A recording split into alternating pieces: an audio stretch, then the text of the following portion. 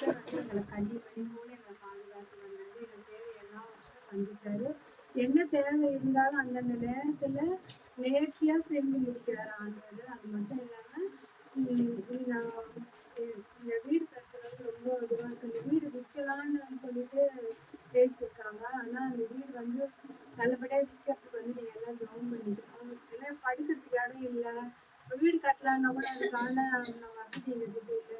அப்படி விற்றா கூட ஏதோ ஒரு லீஸுக்கோ இல்லை வாடகைக்கோ போகலான்னு சொல்லிட்டு நினச்சிட்டு இருக்கோம். பசங்களும் பெரிய பசங்களா இருக்காங்க, படுக்க கொள்ள இடம் இல்லை. இது மாதிரி வந்து பேர்லாம் நான் வைக்கும்போது உட்காரத்துக்கு இடம் இல்லாமல் ரொம்ப கஷ்டமா இருக்கு. மெயினாக வந்து நல்ல நல்ல பெரிய இடமா எல்லாரும் நிறைய பேர் இருந்து ஆராதனை பண்ற மாதிரி ஜெபிக்கிற மாதிரி இன்னைக்கு இடம் வேணும் எங்களுக்கு. அதுக்கு நீங்க எல்லாரும் வந்து ஜெபிச்சுக்கணும்.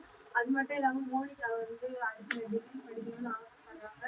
அது படிக்க கூட கத்துற அந்த படிப்பு வந்து ரொம்ப கஷ்டம்னு சொல்றாங்க. அந்த படிப்பு படிக்கிறதுக்கு வந்து ஆண்டவர் கர்த்தர் வந்து உதவி செய்யணும். அதுக்காக நீங்க வந்து ஜெபிச்சுக்கோங்க. அது மட்டும் இல்லாம பிரதீப் வந்து இந்த போற வேலை வந்து எனக்கு பிடிக்கவே இல்லாம ரொம்ப கஷ்டமா இருக்கு.